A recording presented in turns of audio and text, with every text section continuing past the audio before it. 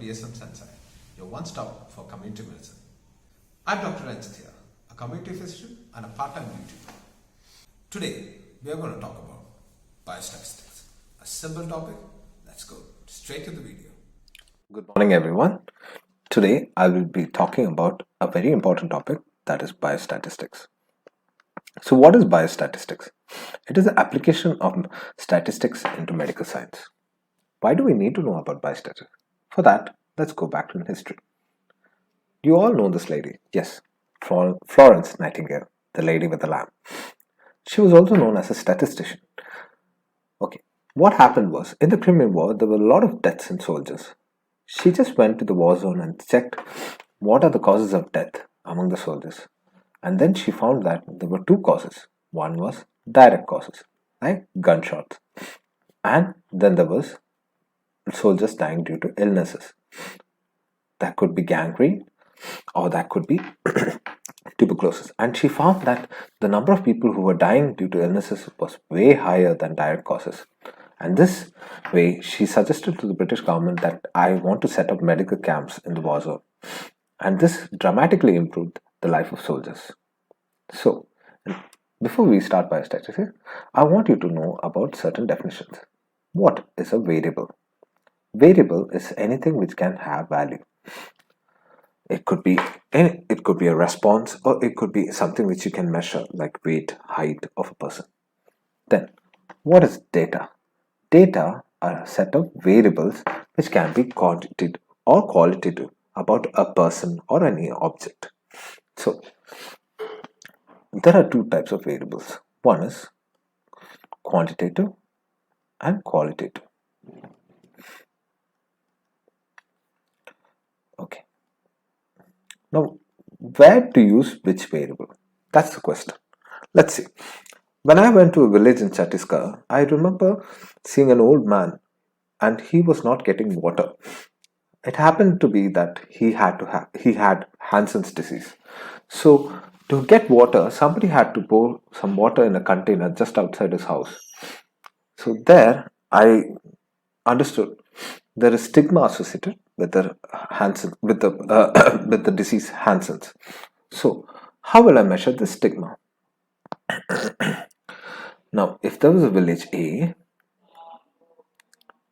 and village B, what I could do is I could check the number of people having access to water. Who? The people with Hansen's. In village A, check if it is good or poor. Similarly, in village B also. So, what have I done? I have quantified the, the phenomenon that is stigma into a qualitative variable.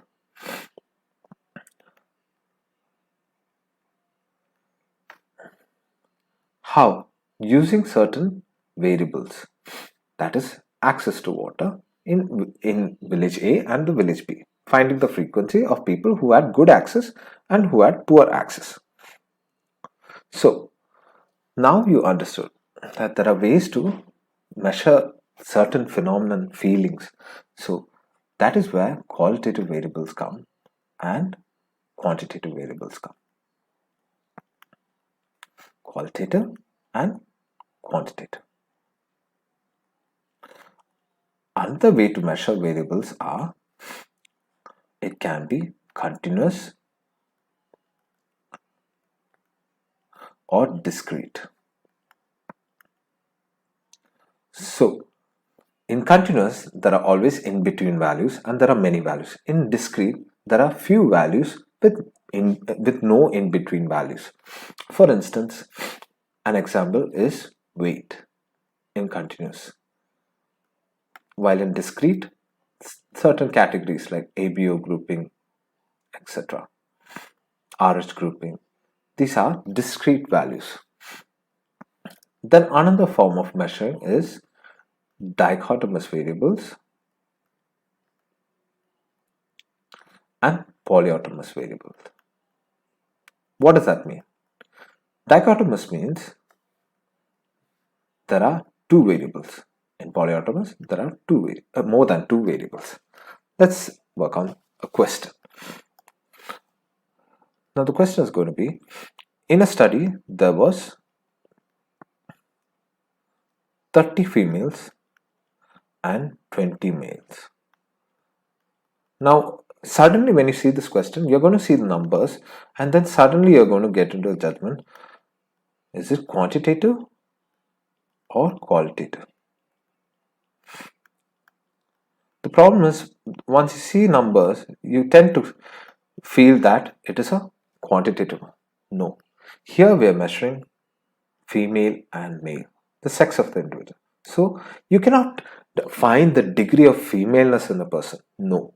That is why we say it's in categories. That is, it is a qualitative variable. Let's take some examples of different variables. Look at parity. Is it quantitative or qualitative? Definitely quantitative. Because you can get G1, G2, G3. And is it discrete or continuous? It is discrete. G1, G2. There is no G1.5, G2.5. Then, is it polyautomous? Definitely polyautomous. There is more than two values that can happen.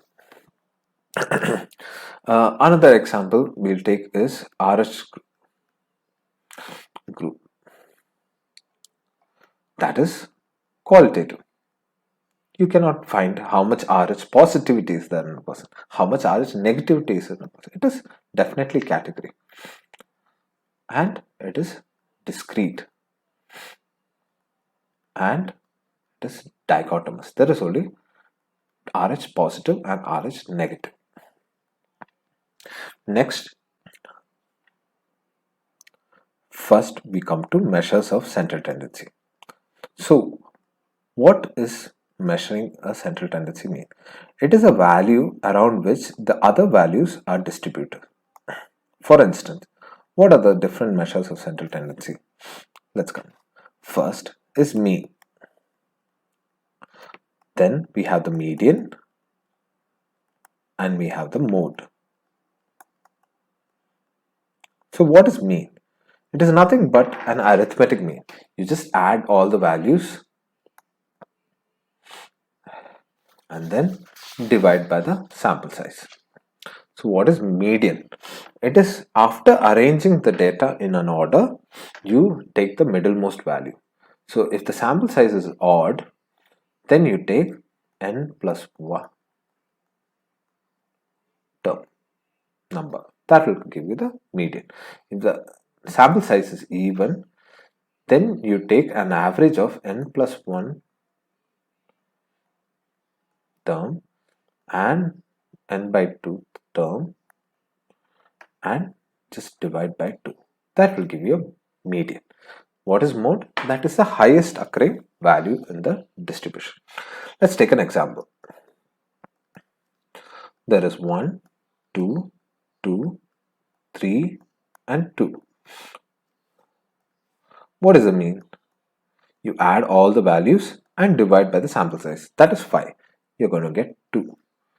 What is the median? For that, you have to arrange everything in order. In this, 1, 2, 2, 2 and 3.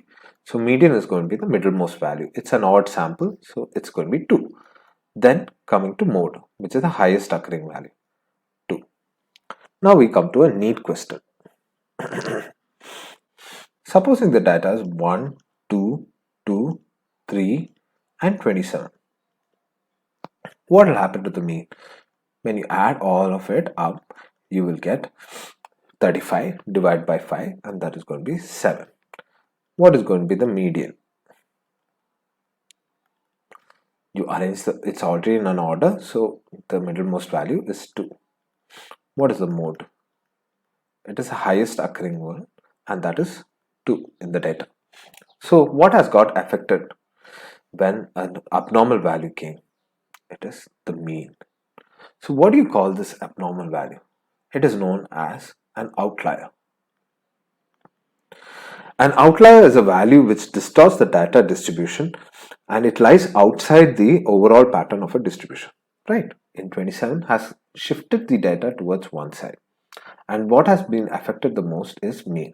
So mean is most affected by an outlier. which is the least affected is the mode. And which is the one which is most preferred is the median, because median is what we can use in statistical tests. So, if you like my video, please do like, share, subscribe, and comment.